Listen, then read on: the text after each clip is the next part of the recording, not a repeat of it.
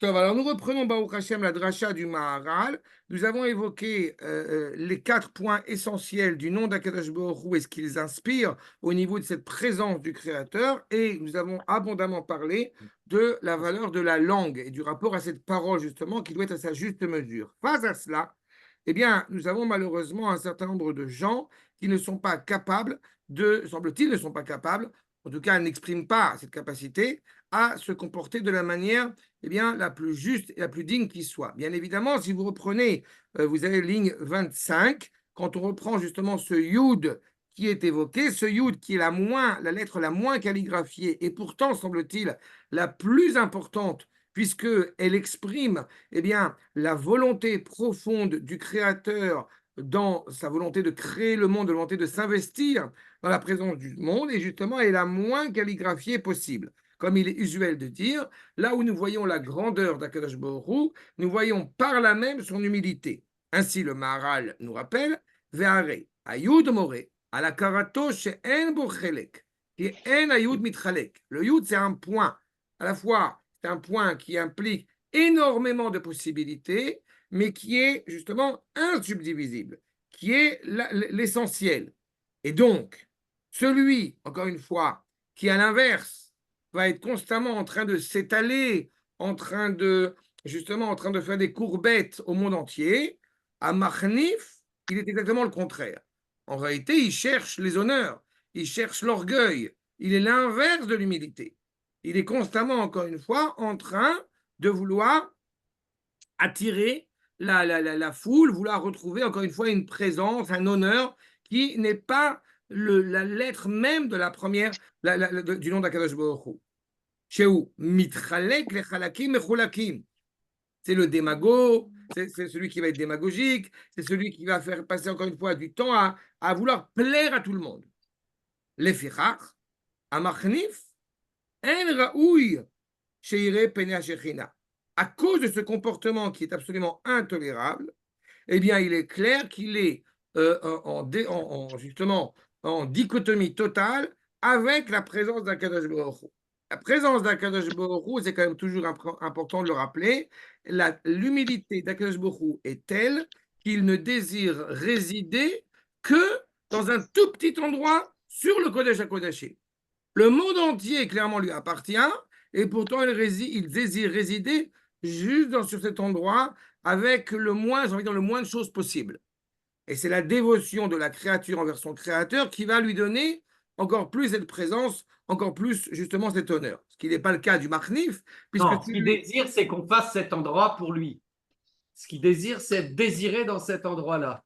oui, mais de la manière la plus étroite, Oui, la moins absolument, mais c'est la perceptible plus possible. concentrée. C'est comme le point d'un laser. Regarde comme c'est dur d'y arriver. Regarde tous les efforts qu'on fait. On l'a, il est là, on n'est pas foutu d'y arriver. Ça montre à D'accord. quel point cet endroit qui paraît petit et simple est en fait Il très est dur à accéder. essentiel. Il est évident que ce que tu dis, il est évident que Akash Baruch Hu, tout ce qu'il a créé, c'est pour son honneur.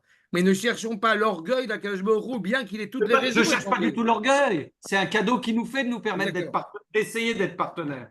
Exactement. Je n'ai pas Exactement. parlé une seconde d'orgueil, mon Dieu. Non, mais c'est parce qu'on dit dans la Shiratayam, je l'avais déjà évoqué une fois, on dit dans la Shiratayam qui Gao Ga, c'est le seul qui a le droit d'être orgueilleux, puisqu'il n'y a aucun comparatif avec rien du tout. C'est Enfin, le seul qui est mais guibole. là, On peut être fier quand même, non? j'ai pas entendu. On peut être fier. Fier, c'est pas de l'orgueil. Non, mais Doag, ça veut dire fier. Orgueilleux, c'est en réalité toujours dans le comparatif avec quelqu'un d'autre. Alors que la fierté, c'est justement le fait d'être serein, d'être heureux, de faire ce que nous avons à faire. Mais justement, la grandeur d'Akadosh Baruch Hu, c'est cette capacité, si je puis dire aussi, de vouloir se mettre en retrait de la créature pour lui permettre de pouvoir se développer. Sauf que le Machnif, qu'est-ce qu'il fait? La seule chose qui l'intéresse, ce sont les honneurs. Donc il va utiliser tout l'instant de stratagème pour pouvoir trouver grâce, pour pouvoir plaire à autrui. Donc il est au contraire totalement extraverti. D'accord? Maintenant, la deuxième secte, si je peux dire le deuxième groupement humain, c'est le Letz. On a traduit en français en général par clown, mais clown c'est gentil encore à côté. Si on reprend les lettres du créateur, vous vous rappelez Yud Ke Vav Ke. Donc, si le Yud, c'est exactement l'inverse du Machnif, pour ce qui concerne, vous avez la suite. Achar Kach, Amar Kat Letzim, Teolchim, Achar Divrei Evelim, Ve Abai, Shen Mitziut. Qu'est-ce qui intéresse le Letz? C'est fuir la réalité. C'est uniquement être dans l'imaginaire. Uniquement être dans, justement, Abai, c'est le diminuant, c'est l'imaginaire. Uniquement être dans les choses qui n'ont aucune valeur, qui n'ont aucun sens. On ne parle pas, j'ai envie de dire, on ne parle pas de voir un film sympathique de temps en temps. On parle d'une réalité qui est constamment, encore une fois, motivée par fuir la réalité, quelle qu'elle soit. D'accord? Plume. C'est Plume de Michaud. Plume? Oui, d'Henri Michaud. Ah oui, oui, exactement. D'accord, tout à fait. Bien sûr. C'est-à-dire que l'imaginaire ne fait pas partie de la réalité. Si, c'est intéressant. Justement, Non, mais c'est bien que tu en parles. Tu peux expliciter un peu plus ça parce qu'il n'y a pas que du négatif. Il y a deux choses différentes dans ce que tu dis. Vivre dans l'imaginaire et dans les choses qui n'ont aucune valeur. L'imaginaire n'a pas aucune valeur. Oui. Non, l'imaginaire a une valeur très importante. Le Koach HaDimion a une valeur très importante. Mais là, ce n'est pas Baï, Baï, c'est pas l'imaginaire au sens positif du terme. Baï Olam et Evel Avalim, ce sont les chimères. C'est être dans la fantaisie, encore une fois, dénuée de la réalité. On a besoin, je le rappelle quand même, on a besoin de cette force de l'imaginaire pour pouvoir produire une parole prophétique. Mais c'est justement une parole imaginaire qui est profondément rattachée à la vérité du projet divin. C'est totalement différent. Tu as le droit d'imaginer quand tu imagines des bonnes choses, quand tu imagines des choses qui vont dans le sens de la création, qui vont dans le sens de l'amélioration du projet divin. Mais on n'aurait pas le droit, justement, d'être motivé, comment dirais-je, de fuir la réalité en disant j'imagine une. Je vais donner un exemple très concret. Il y a quelque chose qui m'a toujours beaucoup fait rire, c'est on ne voit jamais dans un film hollywoodien les gens qui vont avoir d'abord une maison, une pièce et demie, ils ont tous une villa super dimensionnée, et on ne les voit jamais faire la vaisselle. Pas? Donc on pourrait se dire, à part, encore une fois, si la volonté du film est justement de montrer un problème social, alors on va dire, bon, on va montrer là. Mais dans Gremlin, ils font tomber le Gremlin dans le truc qui broie les aliments. Enfin, bon, bon. Mais il y a cette idée-là, encore une fois, j'ai même exagéré un petit peu. Tu vois la grande vadrouille, tu te dis la Seconde Guerre mondiale, c'est quand même marrant, c'est quand même un kiff la Seconde Guerre mondiale. Donc, il y a un problème quand cet imaginaire nous amène, et c'est aussi la volonté du cinéma, elle nous amène à nous couper de la réalité. Quand c'est quelque chose qui a une volonté, justement, eh bien, artistique, mais inscrit dans la capacité, justement, à améliorer le monde, alors elle a un sens. On avait souvent rappelé cette problématique-là. C'est pour ça que j'évoque le cinéma ou la littérature ou la peinture. On a souvent évoqué cette problématique-là, que c'est très intéressant qu'en français, quand nous parlons d'art, c'est rattaché à l'artifice, c'est rattaché au factice, alors que quand on parle de Omanout, c'est rattaché justement à la Emouna. Elle est rattachée donc à la vérité. Cette notion d'imaginaire nous amène à voir le monde tel qu'il doit être. À ce moment-là, oui, l'imaginaire est une bonne chose. Mais l'imaginaire qui nous amène à fuir la réalité, justement, quand je dis, par exemple, qu'il n'est pas bon de regarder les informations toute la journée, je n'ai pas dit qu'il ne fallait pas être au courant, par exemple, des informations de ce qui se passe. Certainement pas. Parce que justement, ce serait fuir la réalité. Mais le fait de s'enfermer dans un carcan qui nous laisse entendre des paroles mensongères, à savoir que le monde est foutu, le monde va mal, c'est fini, il n'y a plus aucun espoir, ce n'est pas la vérité. Donc, nous continuons à avancer vers ce monde de la vérité. même si ce monde de la vérité, pour le moment, n'est pas en accord avec le monde de la réalité. Donc oui, on fait ici, on appuie ici sur le bouton de l'imaginaire. Mais dans un imaginaire, je répète, qui a une vocation bienveillante, une vocation bénéfique pour le monde. Alors que celui qui est justement le Letz, il raille tout. Rien n'a de la valeur. Il a quitté ce monde, j'ai envie de dire. Si vous prenez la problématique, j'ai parlé de l'art.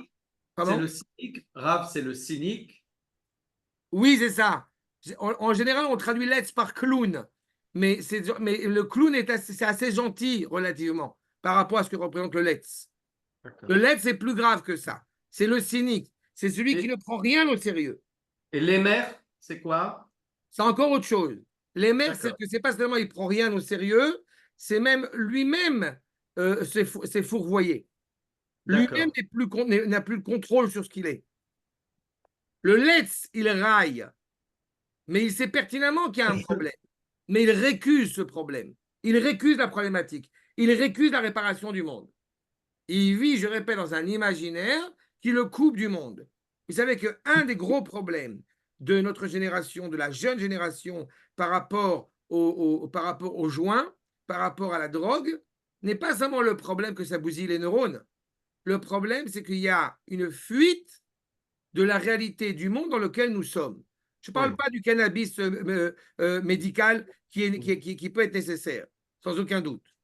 Mais on est dans une génération, peut-être vous le savez, mais malheureusement, où la jeunesse, de manière générale, pour ne citer qu'elle, eh bien, est totalement attachée à se pousser en avant, qui, encore une fois, je répète, eh bien, il fuit, il n'appréhende pas, il n'affronte pas la réalité telle qu'elle est. Et ça, c'est un problème. C'est un problème psychologique très grave. Et un des symptômes de cela, bien évidemment, c'est tout le monde s'enchante, par exemple, parce que c'est pareil, à mes yeux, c'est la même complexité. Tout le monde se félicite que depuis déjà quelques années, eh bien, grâce, j'ai oublié son nom, mais peu importe, Rowling, grâce à Harry Potter, aujourd'hui, tout le monde lit. Mais il faut se rendre compte du drame d'où est puisée cette racine de la lecture. On va lire une littérature qui est coupée du monde. Une littérature qui, en réalité, n'affronte pas la réalité. Encore une fois, je pense que vous serez d'accord avec moi qu'il y a une nuance, on va être gentil, il y a une nuance entre Dickens et Harry Potter. Je n'ai pas dit que c'était ou ça ou ça. Mais il y a une réalité, encore une fois, que nous devons être fiers de pouvoir assumer, de pouvoir affronter. Ce que refuse pleinement le Letz. Face à lui, on sait à quelle faisons référence, à la lettre Hey. La lettre Hey, c'est la deuxième lettre du nom d'Akadosh Baruch Hu. Je le dis, mais on va voir dans le Maharal. C'est la deuxième lettre du nom d'Akadosh Baruch Hu, qui est l'expression de la création du monde tel qu'il est. Donc nous sommes en train d'affronter cette réalité-là. J'aime à chaque fois rappeler que... excusez-moi. J'aime à chaque fois rappeler que quand on dit, après une épreuve difficile, non, mais c'est pour le bien. Il ne faut jamais se tromper. En français, ça peut avoir une connotation pas claire. En hébreu, c'est très clair. En aucune manière, Zetov. Zé peut-être les Tova, mais ce n'est pas Tov. Quand il y a une réalité problématique dans ce monde, il faut savoir l'affronter. J'ai pour ma part toujours soutenu l'idée que quand un enfant tombe, on ne lui dit pas il ne s'est rien passé, parce qu'il s'est passé quelque chose. On lui donne les moyens pour surmonter cette faiblesse, pour surmonter cette blessure, Atatit Gaber, etc. Mais en aucune manière, on émet un jugement qui annihile ce qu'il est en train de vivre. Est-ce que dans l'imaginaire, c'est la création de l'homme, en fait? Est-ce que l'homme est autorisé à créer alors que la création vient de Hachem, en fait? L'homme ne crée jamais. Mais il crée quand même. Non. Non, d'accord, mais... L'homme ne crée jamais. Hachem, mais on a non, mais je te réponds. Qui invente des choses. C'est pour ça qu'il n'y a qu'un boré et que on dit les yatser et l'ivoire, c'est que pour Dieu. J'ai Alors, toujours rappelé le qu'en créateur a français, toutes les sauces. j'ai Non, toujours mais rappelé on va qu'en faire- français, nous parlons d'un artiste créatif, creative artist. En hébreu, en aucune manière, nous dirions Oman Boré. On dit Oman Yetzirati. Il façonne. Donc, un artiste ne crée rien. Il façonne une réalité, il transforme une réalité, et c'est grâce à sa sensibilité, et c'est grâce à son imaginaire qu'il arrive à transformer cette réalité, mais en aucune manière, il a créé une réalité. Celui qui vit dans l'imaginaire est persuadé en réalité que le monde dans lequel il vit est un monde utopique, est un monde bien, et que le monde dans lequel nous vivons n'est pas le monde. Ce n'est pas le juif, ce n'est pas l'idéaliste juif. Nous ne vivons pas dans une réalité où il y aurait un idéal qui ne serait pas vécu. Un idéal n'a de sens que dans la mesure où il est vécu. C'est magnifique. Bon, hein. D'accord? Elle n'a pas l'air d'accord, Sylviane. Tu as compris la nuance? Pour vivre, on est obligé de façonner le monde, effectivement, est ce qu'il est, mais on est obligé d'y mettre de l'imaginaire, des choses qui ne sont pas forcément réelles. Sinon, on n'avance pas. Mais ce n'est pas contradictoire avec ce que Non, dit le Rav, ce C'est que pas, tu dis. exactement, c'est pas du tout, c'est pas du tout contradictoire avec ce que je dis. N'oublie pas que je suis ton traducteur vis-à-vis de Sylviane dans les Non, deux non, mais c'est sens. important. C'est important que ce soit bien clair ce J'ai point. bien compris que le mot création n'est pas le même quand on parle de Hachem et quand on parle de l'homme, mais dans l'homme, C'est la quand il pauvreté de la langue approprie française. le réel, il est obligé d'y mettre de l'imaginaire, sinon. Oui, mais cet imaginaire dà tu parles, c'est un imaginaire qui est lui-même inspiré et inscrit par Akadosh Baruch Hu, qui permet à l'homme de faire, à l'homme de faire avancer le monde et encore une fois de le faire progresser. D'accord?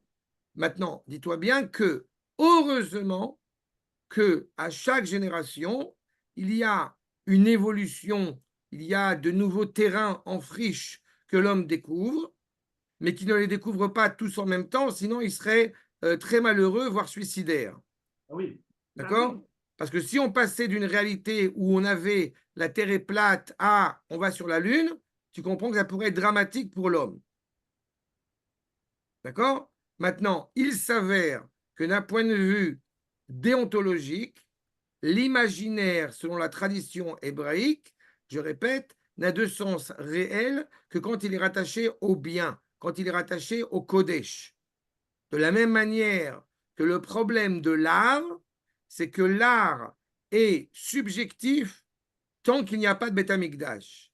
Le beau n'est pas jugeable, n'est pas appréciable de manière objective, avec tout ce que ça implique, tant qu'il n'y a pas de Beth Amikdash. Mais quand il y aura le Beth Amikdash, alors eh bien, le beau sera objectivement beau, parce qu'il sera relié au bien.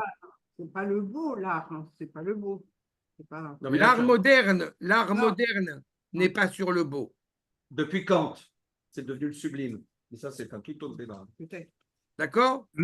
Mais Par rapport à la création, je m'excuse, par rapport à la création, on achève la création quand même, puisque le 7e jour, on est dans le 7e jour, donc on achève la création. Peut-être qu'on ne peut pas dire qu'on crée, mais on achève la création. Ça veut dire que c'est ça que ça veut dire. Tu complètes la création, mais qui t'a donné ce droit? Akadosh Baruch Hu. Tout à fait. J'ai dit droit, pardon, j'aurais pas dû dire droit. Qui t'a ordonné cela? Qui t'a fait ce devoir? C'est Akadosh Baruch Hu. C'est exactement cela. Mais tu ne crées pas une réalité. La création, c'est pas créer. D'une manière, quand même, c'est là. Et en plus de ça, parce que je suis très, comment dirais-je, je suis très perplexe par rapport à certaines réalités de l'art moderne, mais j'ai toujours en tête des paroles que j'ai pu parcourir à l'époque, je me rappelle de Rodin et de Camille Claudel, etc., toute cette génération-là qui parle du fait que quand ils ont la glaise devant eux, ils n'ont pas la glaise devant eux. Ils ont la réalité qui est déjà affirmée, ils sont simplement en train de nettoyer la glaise. Tu l'as dans Citadelle de Saint-Exupéry. Tout à fait. Où il dit le sculpteur ne sculpte pas, il corrige la pierre et de correction en correction, il marche vers Dieu. Voilà exactement la phrase de Saint-Exupéry. C'est exactement ça. C'est exactement ça. Il y a cette réalité-là. D'accord? Mais encore une fois, le Letz, il faut bien comprendre que le Letz se moque éperdument de cela. Il n'est justement pas, et c'est toute la problématique, Sylviane, de ce que tu as soulevé par rapport au beau et que l'art ne serait pas le beau, etc. C'est toute la problématique qui est soulevée aujourd'hui, qui peut amener sur des terrains très glissants. C'est un autre sujet, je ne veux pas m'étendre là-dessus, mais je peux dire au moins un mot qui est important, qui paraît important. C'est que si pendant des générations et des générations, il y avait des canons de beauté, de ce qu'on considérait comme étant beau, et personnellement, ayant étudié le théâtre, tout ce qu'on appelle Boileau, la règle des trois unités, c'est-à-dire qu'il y avait, encore une fois, des règles. Voilà comment une belle pièce doit se faire. Voilà comment une œuvre d'art doit se faire. Voilà comment une symphonie, comment est-ce que Mozart, il y a trop de notes ou il n'y a pas suffisamment de notes. Comment ça doit se faire. On est Moi, je t'ai sorti vu de jouer, je cela. te signale. Je t'ai vu jouer une pièce de Sarraute, je crois. Je sais, Mais oui, c'est ça. On a des photos. on a des preuves. Mais ce que je veux dire par là, c'est qu'on est sorti de cela et c'est une bonne chose. On n'est plus justement dans ce canon de beauté qui serait défini en fonction d'un certain nombre de paramètres souvent occidentaux. Mais par contre, là où ça devient un problème, c'est que le ressenti, eh bien, peut être considéré comme de l'art aux yeux de tous parce qu'il y a un ressenti. Eh ben non. Parce que Non. ce ressenti, s'il n'est pas rattaché au Kodesh, il est dangereux. C'est aussi simple que ça. Donc je reprends l'imaginaire. Quand cet imaginaire m'amène sur des terrains qui vont aller à la dépréciation de la dignité de l'homme, c'est un problème. Énorme.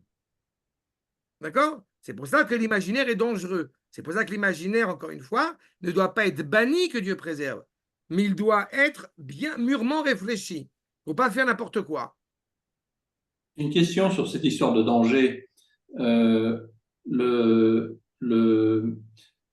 Par exemple, Michel-Ange, qui a produit des œuvres donc d'après leur Bible, on va dire chrétienne, mais donc il y a toute une partie où il s'inspire clairement de la partie proprement juive. Ce qu'il a sorti comme œuvre, est-ce que c'est questionnable? Par exemple, le David, la statue de David, qui n'a aucune connotation chrétienne, est-ce qu'on peut l'admirer? Est-ce qu'on peut dire, voilà, là, il a vraiment découvert quelque chose qui était prévu par Hachem? Enfin, comment et comment on considère le reste? Je te remercie de l'exemple que tu as pris parce que c'est le super mauvais exemple. Ouais, c'est pour ça. Là, c'est sadique. David, tu sais qu'ils ont voulu envoyer une copie de David à Jérusalem. Israël a refusé, Baruch Hashem. C'est ça. Faut se rendre Non, compte. mais attends, la question d'Elia, elle est bonne. Oublie David. Non, la question, elle est très bonne, elle est très l'exemple que tu importante. voulais, mais c'est une vraie bonne question. La question, elle est très bonne, mais l'exemple, c'est pour ça que j'ai rigolé sur l'exemple. Je vais te dire pourquoi est-ce qu'en réalité, justement, Israël a refusé, parce que ça touche la problématique. À partir du moment où on touche un haut personnage comme David, c'est-à-dire, comment est-ce qu'on pourrait le toucher? Puisqu'a priori, on se dit c'est une représentation de David avec la grande question, est-ce que la statue est circoncis, est-ce qu'il n'est pas circoncis, etc. En réalité, non, mais c'est une question qui a été posée dans les milieux autorisés là-dessus. C'est vrai, ça me fait beaucoup rire. En réalité, cela amène une facette du roi David qui est absolument intolérable. Parce que justement, toute la problématique qui est, ça je me rappelle parce que c'est un débat qu'on a eu en famille. Tu veux dire la nudité, c'est parce qu'il est nu, c'est ça? D'abord, c'est un vrai problème qu'il soit nu. Bien sûr, bien sûr. Et au-delà de cela, il y a un problème sous-jacent à tout ça. C'est une question qu'on a eue en famille un Shabbat sur le rapport entre l'art et la morale. C'est une question aujourd'hui qui jaillit dans le monde sur la capacité de juger une œuvre avec un auteur qui est totalement tordu. Dans le monde occidental, la morale, c'est l'art. Voilà. C'est-à-dire que l'art définit la morale. Tu as tout dit. Tu as tout dit. C'est toute la problématique. D'un point de vue hébraïque, ce n'est pas envisageable. On ne va pas vérifier, on ne va pas regarder à quel point la personne en question, elle est très pointueuse dans son rapport à Akadosh Baruch Hu et son rapport à son prochain. Mais il est certain qu'une personne, tu as cité Michel-Ange, il est certain qu'une personne qui aurait une sensibilité, comment dirais-je, condamnable à l'égard des hommes, tu comprends que son rapport à l'art, pour nous, est déjà en soi problématique. Et au-delà de cela, de présenter David, le serviteur le plus fidèle qui soit d'Akadosh Baruch Hu, dans une tenue qui est absolument immorale, impudique, est absolument abject. D'accord, donc ça clarifie très bien D'accord. la perspective sur l'art. On Oui, est mais ça- très ça admiratif complètement. en France du château de Versailles. On ne pense pas une seule seconde combien d'esclaves, combien de gens, combien de sang, combien de morts ont dû être utilisés, ont dû être exploités pour construire ce château de Versailles et en parallèle prendre en considération que les gens meurent de faim à côté. Voilà. Ça, c'est exactement la conception antithétique de l'hébraïsme. D'accord? David Améler, c'est celui, je rappelle quand même, qui se morfond du fait qu'il ait un palais royal et que le roi des rois n'est pas de Beth Amikdash. Voilà, la pudeur, le rapport, encore une fois, l'humilité qu'a David face au peuple ne permet pas d'avoir, justement, ne cautionne absolument pas qu'on puisse avoir un rapport aussi léger, aussi dévergondé, j'ai pas de terme, aussi dépravé à l'égard de David. Oui, en fait, on n'est que, en quelque sorte, dans l'esthétique, quoi. Exactement. La performance Oui, technique. mais ça va au-delà, parce qu'on est dans une esthétique qui dénigre un personnage important. Tu pourrais être dans l'esthétique pour Oui, l'esthétique. mais ce n'était pas son intention. Ça, tu sais Simplement, pas. Michel-Ange, il n'avait pas ce qu'il fallait, il ne pouvait pas avoir la cavale nécessaire pour dévoiler justement une œuvre qui soit pas questionnable. Même s'il a eu un minimum de. Oui. S'il avait écouté le Rav David, par exemple, Oui, bah oui. eh ben, il serait qu'on ne peut pas représenter Ah oui. un juif nu, parce que déjà, on sort déjà des canaux de la Ils ont Syrie, ramené etc. des personnages qui les dépassent complètement et dont on apprend tout le temps avec le RAF qu'on ne peut pas les réduire au nombre de femmes à l'heure à laquelle ils sont nés, que c'est des personnages qui nous dépassent. Ils ramènent ce personnage à une sculpture figée, nue, c'est terrible, c'est l'inverse. Il n'y a pas que la nudité, je pense. Il y a une phrase de Manitou que j'aime beaucoup, c'est que la différence entre le mythe et le midrash, dans le mythe, on a pris des dieux avec des vertus humaines. Le midrash, nous prenons des hommes avec des vertus divines. Quand tu as compris cette nuance extraordinaire, nuance tranchée, l'histoire, tout est limpide après. C'est clair. D'accord? On m'a parlé il y a quelques années, pour se dire, c'est dans la même connotation. Encore une fois, la question de l'imaginaire qui est dénué de morale. On m'a parlé il y a quelques années d'une comédie musicale sur Moshe en France. D'accord? Les 10 commandements, etc. Yofi. Et quand on m'a commencé à me faire partager le rapport fraternel entre Moshe et le pharaon et tout un ensemble absolument de trucs totalement sordides, j'ai dit, mais c'est scandaleux. Oh, tu comprends pas, c'est l'art, c'est beau, c'est bien écrit, c'est une belle musique. Eh bien, je vais te dire ce que j'ai répondu à cette personne. Ça tombe très bien que tu me parles de ça parce que je suis en train d'écrire en ce moment une comédie musicale où je parle de ta grand-mère qui était une prostituée. Et étant donné que, Baruch Hashem, la licence artistique me le permet, donc il n'y a aucun problème. Et tu verras d'ailleurs, c'est très beau. Ta grand-mère rencontre plein de personnages.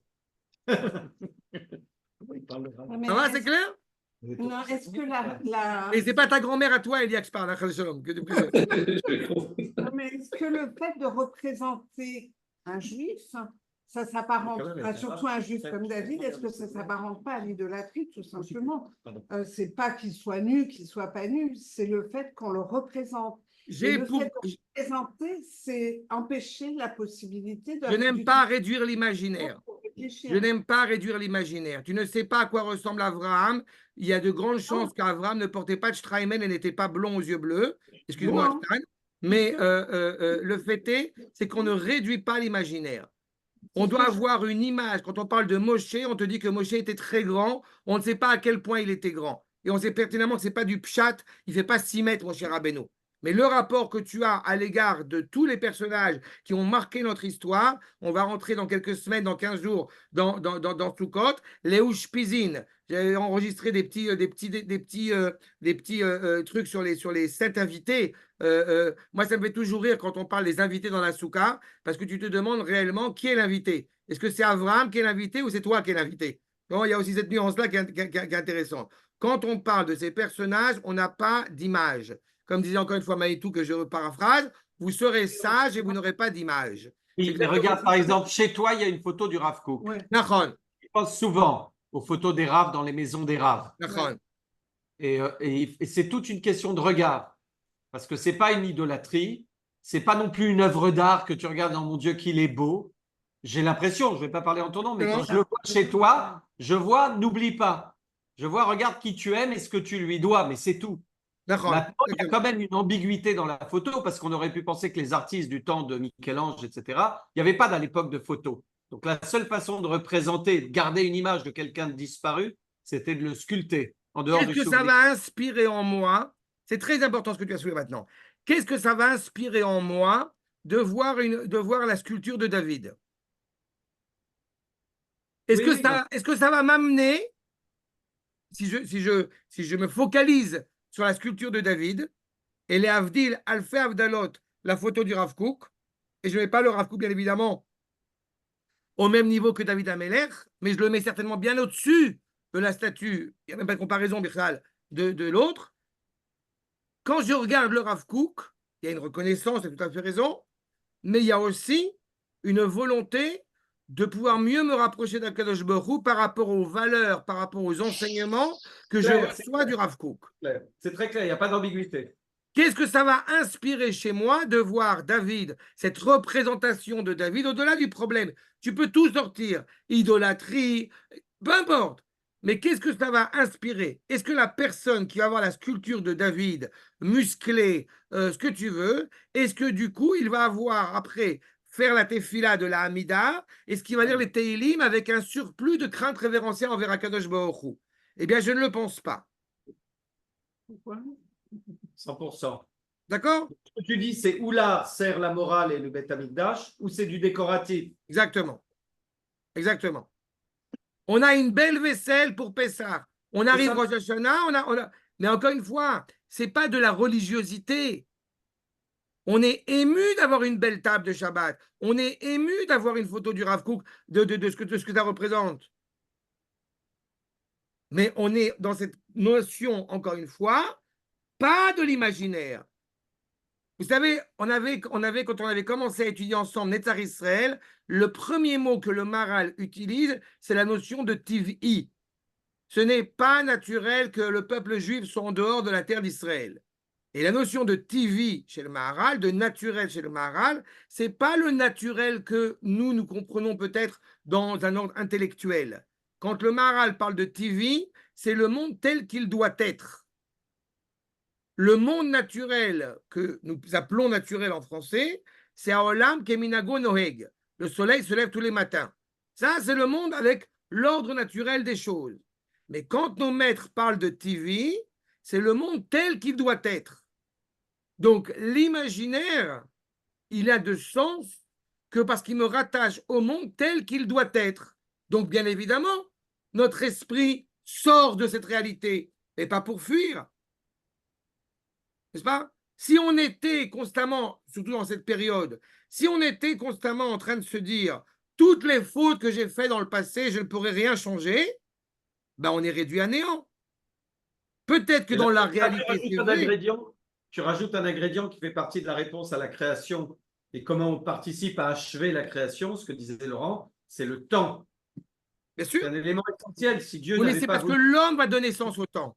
Le temps, Oui. il peut être catastrophique en tant que tel si l'homme ne lui donne pas sens. D'accord? Mais cette réalité-là, elle est fondamentale. C'est pour ça que c'est bien qu'on approfondisse ça parce que c'est vraiment un sujet, un terme ici qui est très important. L'imaginaire du Letz, c'est uniquement, je répète, pour fuir la réalité. Regardez ce qu'il nous dit, je reprends. Kemo derech halitzim, shemitaskim bedvarim, shel tohu, varik, ein bo mamash, C'est pas de l'eau quand même. C'est quoi le tohu? C'est s'interroger constamment. Mais pour faire quoi? Juste pour s'interroger. Il y a, je crois que c'est Leibniz qui dit que le mal, la souffrance n'existe pas. Ça, je vous parle d'un truc que j'ai entendu il y a 30 ans. Et il y a que le Rav Aviner cite Leibniz en disant qu'il dit le mal, la souffrance n'existe pas. Alors le Rav Aviner, quand il raconte ça, il dit j'ai envie d'aller lui tirer l'oreille et de voir s'il a mal. Leibniz, il dit que le mal ne vient que du dedans. Deleuze, il a fait tout un cours dessus où il dit la mort ne vient que du dedans. Voilà, un truc comme ça, voilà. Et le Rav Aviner, il dit je vais lui tirer l'oreille, on va voir s'il a mal. C'est exactement cela. On est dans le vide total. On est dans la philosophie. On est dans la... Mais la philosophie au sens... La philosophie n'est pas que ça. Non, non, non, non. Non, non, la philosophie a des choses exceptionnelles. Oui, mais c'est pas... Non. Tu as des philosophies du néant et tu as des philosophies qui sont merciennes. C'est pas la philosophie en tant que telle. Non. C'est pas la philosophie en tant que telle. Ce que toi, tu as dit, ce n'est pas la philosophie en tant que telle. C'est la philosophie avec un adjectif supplémentaire. Okay. Tu as des philosophes moralistes, tu as des philosophes déistes, oui. Mais ce n'est pas la philosophie en tant que telle. La philosophie en tant que telle, par essence, elle a un problème de taille. C'est qu'elle n'accepte pas l'idée qu'il puisse y avoir quelque chose qui transcende, qui est au-delà de son esprit. Mais la plupart des philosophes ont commencé, ce sont des fils de grands raves. Hein. Non. Les rabbinim peuvent avoir un énoncé philosophique, mais les rabbinim ne sont pas des philosophes. Non, mais ce que je veux dire, c'est que les enfants qui sont devenus laïcs ont détourné et ont voulu expliquer la transcendance et tout ça autrement, en créant la philosophie. Mais la plupart des philosophes avaient une connaissance du judaïsme et justement qui l'ont détourné. Les philosophes juifs. Non, oui. Non, Heidegger connaissait le judaïsme beaucoup, beaucoup. Bah oui, c'est ce que je dis. Oui, et la philosophie, elle n'a pas commencé comme cela. La philosophie, pour reprendre la problématique de l'imaginaire, la philosophie, elle a commencé au moment où la prophétie s'est arrêtée. Donc, il y a eu un vide à compléter. L'origine même de la philosophie commence à cela. Commence au moment, à l'époque du deuxième Beth Amikdash, où la prophétie s'est arrêtée. Ils ont voulu faire, comme nous, une étude, mais une étude laïque. Oui, mais ça n'a pas de sens. Oui, absolument. Non, mais c'était celui qui s'étonne de tout. Il y avait dans l'origine de l'amour de la sagesse, puisque philosophie, c'est l'amour de la sagesse. Il y avait la définition de la sagesse que je donnais, je ne sais plus, c'était celui qui s'étonne de tout. Or, chez nous, tout a un sens.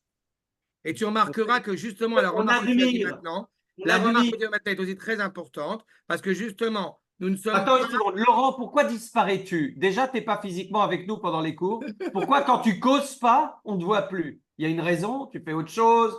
Tu vois un film? Sois avec nous. Non, je vous vois, vous. Non, c'est sympa de nous voir, mais si on pouvait te voir, c'est bien. On est content de te voir aussi, Laurent. Voilà. Il faut te mettre. Je l'ai dit, j'ajoute un point, j'ajoute un mot, parce que là, c'est très important aussi.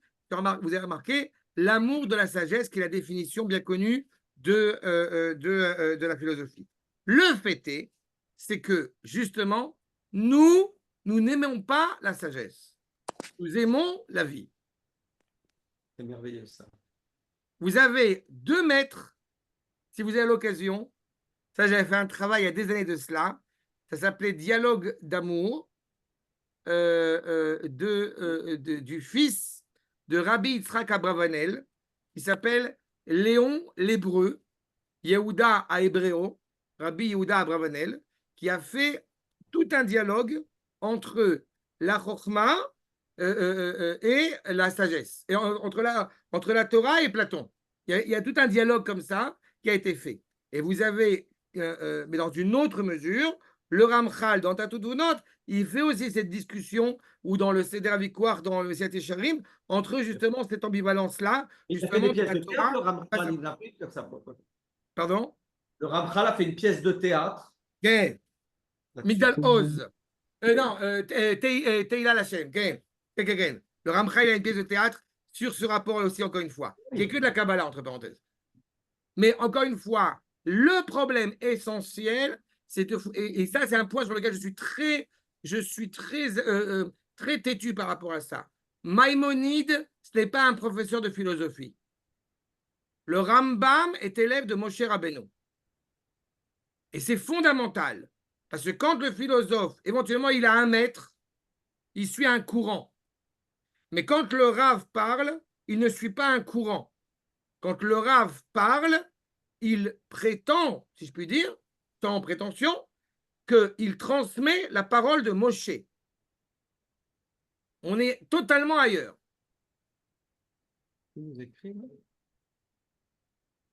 D'accord? Qu'est-ce qui s'est passé? Quelqu'un a écrit quelque chose, j'arrive pas à lire. Non, est-ce que je vois tout le temps tout le monde et il fait participer à un papier, je ne sais pas quoi, je n'ai pas vu. En mode galerie, tu vois. En mode galerie, tu vois tout le monde. Ah ben oui, c'est ce que je fais, moi, je vous vois tous, au régime.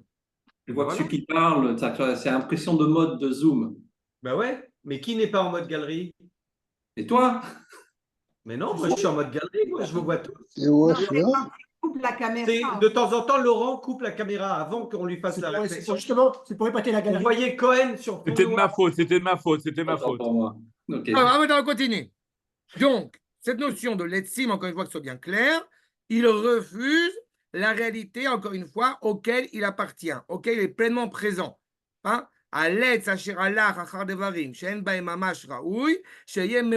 Il est donc, malheureusement, approprié qu'il soit éloigné de cette réalité souhaitée par Akadosh Baruch Hu, puisqu'il veut s'en séparer, il veut s'en couper. Comprenez bien que le monde façonné par Akadosh Baruch Hu, c'est le monde dans lequel nous sommes.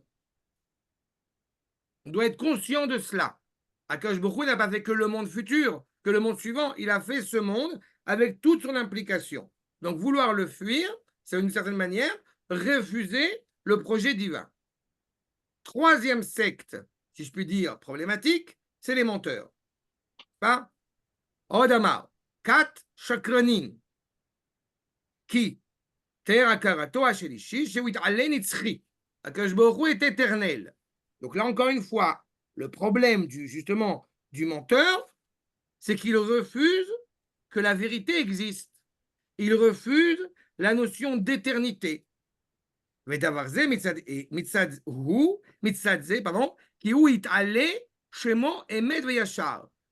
Baruch Hu est vrai et juste.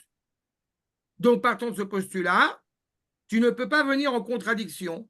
Certains, par exemple, puisque, encore une fois, nous rentrons dans l'effet de Tishri, il faut toujours avoir en tête, dans les civilisations, il y a cette notion de diable, de Satan, comme s'il y avait une force qui pouvait contrecarrer le projet divin. Eh ben non, ça n'existe pas. Même cet ange envoyé par Akadosh Baruch Hu demeure dans le ministère du projet divin. Donc celui qui va vouloir, pour des raisons quelles qu'ils soient, des raisons de désespoir, des raisons justement, eh bien, parce que ça ne l'arrange pas de voir la vérité, il s'installe dans cela. Et entre parenthèses, j'ajoute aussi, on n'a pas dit Meshaker, on a dit Chakran. Il faut bien comprendre que là aussi, vous avez des nuances très importantes. Les 4 groupes que nous évoquons, ce ne sont pas des gens qui de temps en temps vont utiliser le cynisme ou qui vont rigoler.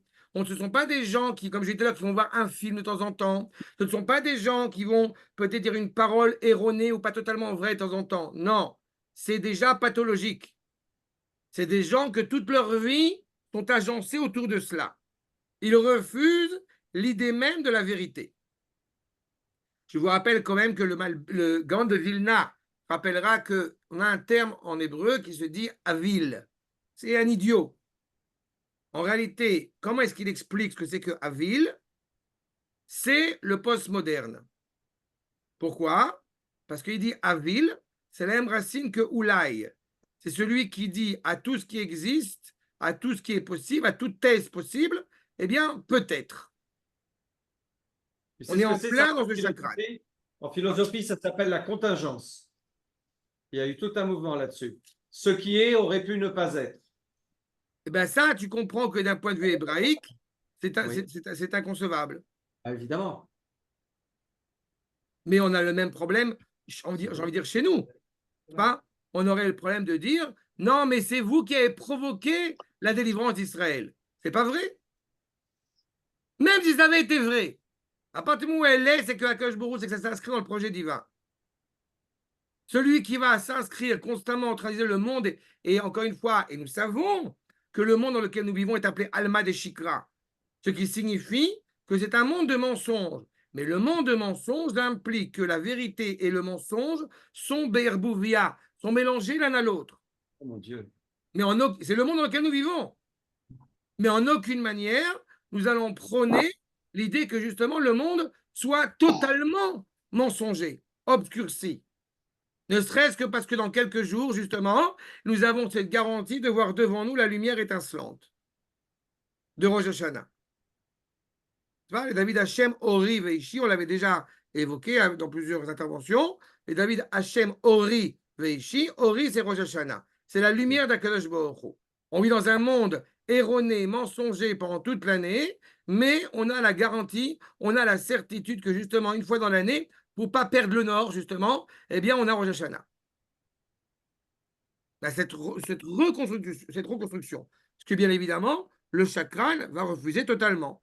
Il refuse l'idée que le monde soit vrai, que le monde soit droit.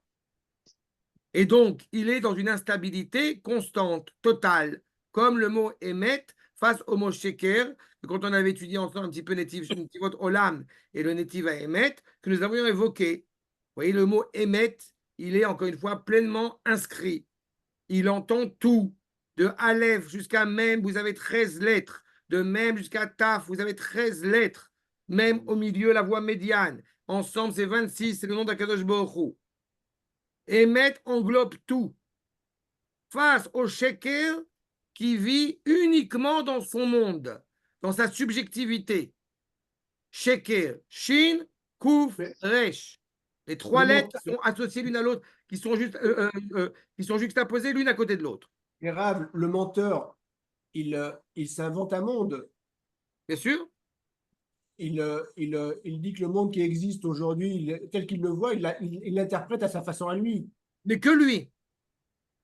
Oui, mais il ne le réfute pas. C'est qui ment, ça c'est la question. Non mais. Sinon, c'est pas un menteur. Bah oui. Ah, ça je sais pas. Est-ce qu'il réfute le monde dans lequel il vit? Est-ce qu'il croit dans le monde du mensonge ou est-ce qu'il ment par haine de la vérité? Si c'était par haine de la vérité, c'est le let's. Ah, ok. Ouais. Le chakran, il vit dans ce monde, il vit dans ce monde de mensonges. Il ne s'interroge pas sur ce rapport à la vérité. Pour lui, c'est la vérité. Ce qu'il vit dans son quotidien le plus propre, c'est la vérité. C'est sa vérité à lui. Oui, mais ce terme-là, tu comprends qu'il n'a pas de sens chez nous. Mais est-ce il ment par rapport à. Il se ment à lui-même ou il ment, il raconte, il déforme la vérité en la présentant aux autres? Mais il n'est pas conscient de la vérité. Si les Arabes sont conscients de la vérité, ils mentent tout le temps. Non, oui, mais non.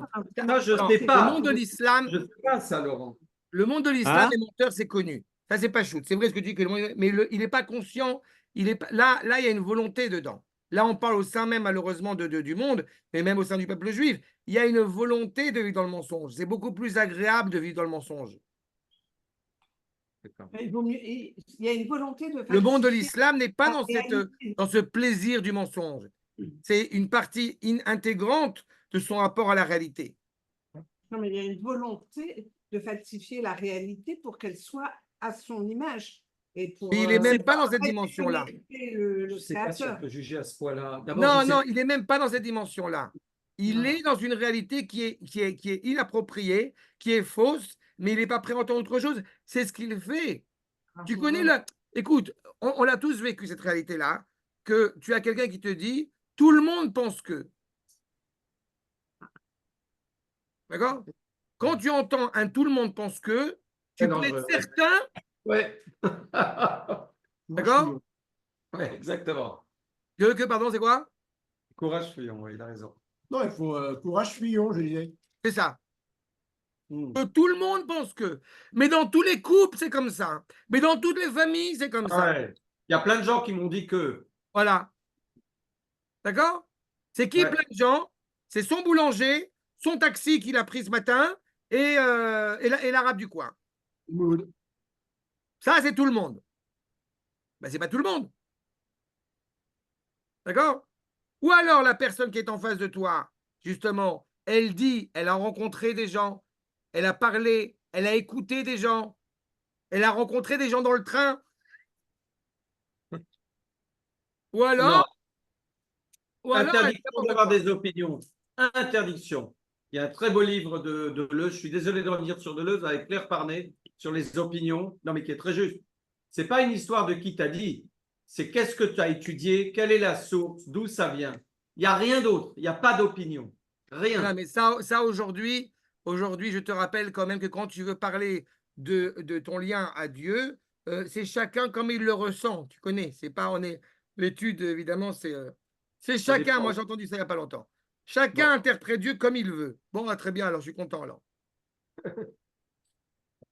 Il ne faut jamais oublier que quand on va vous dire que vous avez 70 facettes de la Torah, et que ça a un sens bien précis, 70 facettes de la Torah, Shivim Panim la Torah, si on commence à dire que chacun peut faire ce qu'il veut et dire ce qu'il veut sur la Torah, très bien. Donc l'interprétation chrétienne n'est pas moins illégitime que n'importe quelle interprétation qu'on peut entendre. Et ce n'est pas mon propos. Le menteur vit dans cette réalité-là. Il est possible que très vite, il l'ait choisi parce que affronter la vérité, affronter la droiture l'engageait, n'est-ce pas? Mais en réalité, il est rentré là-dedans. Et comme il le dit, okay?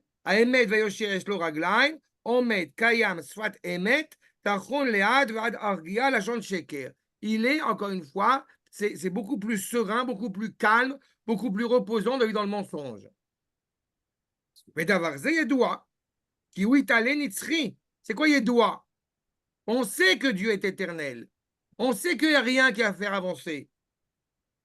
Non, mais Dieu s'en fout totalement si tu manges cachère ou pas cachère. Vous comprenez que quand on arrive à ce genre de conclusion et qu'on s'est formaté là-dedans, alors il n'y a même pas de question. On est persuadé que Hachem s'en fout totalement qu'on mange cachère. Mais sur quelle base tu dis ça? Il n'y a aucun fondement.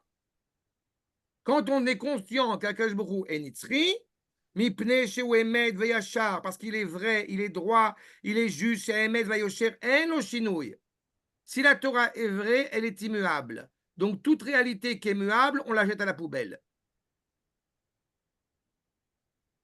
C'est pour ça que quand tu as dit alors sa vérité, ça n'existe pas chez nous. Ça n'a pas de sens. Il y a plusieurs facettes de la vérité. Mais la vérité, encore une fois, est innommable. Et la vérité n'appartient pas à David Benita.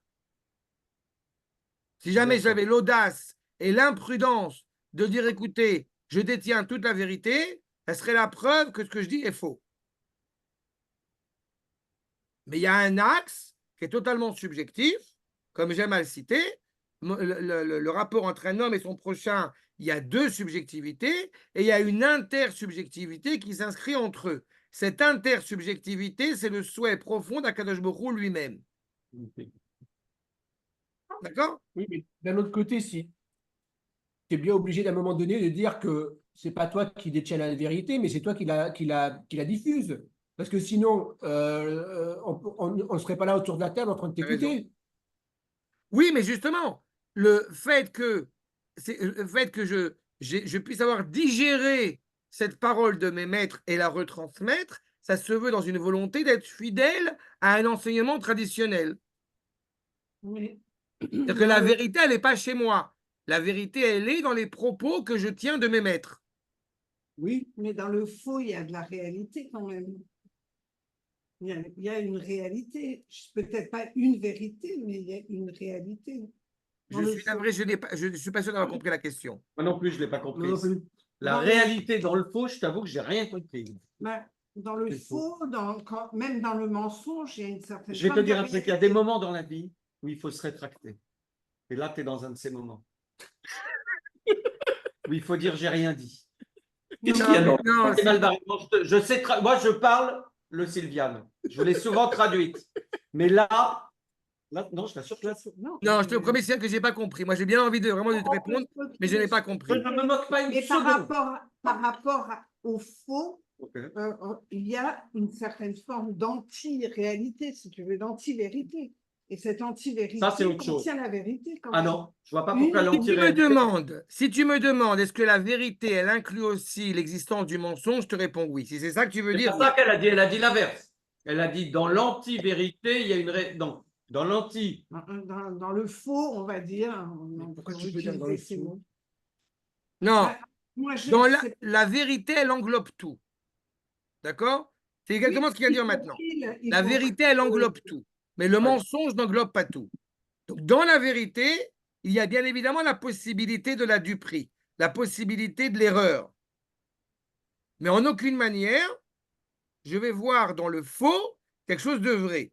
Il y a un autre sujet. Encore une fois, j'essaie de tâtonner ce que tu veux dire exactement.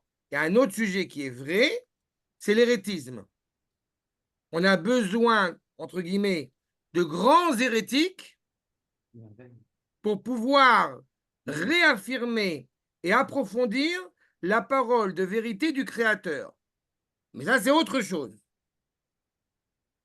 D'accord? Mais si tu demandes à quelqu'un, je veux aller dans le Golan, il va te dire, il faut aller à droite, et l'autre, il va te dire, il faut aller à gauche, il y en a certainement au moins un qui se trompe. Donc, dans la réalité du monde dans lequel nous vivons, il y a des réalités complexes, de valeurs, mais en aucune manière je pourrais dire que le faux est vrai. Le faux, il est faux. Après, encore une fois, je ne sais pas si... Tu as plein de définitions du faux. Je reviens de Deleuze, mais il a fait un cours là-dessus. Ouais. Tu as le faux parce qu'il est faux, parce qu'il est toc. Tu as le faux parce qu'on ne le reconnaît pas comme vrai.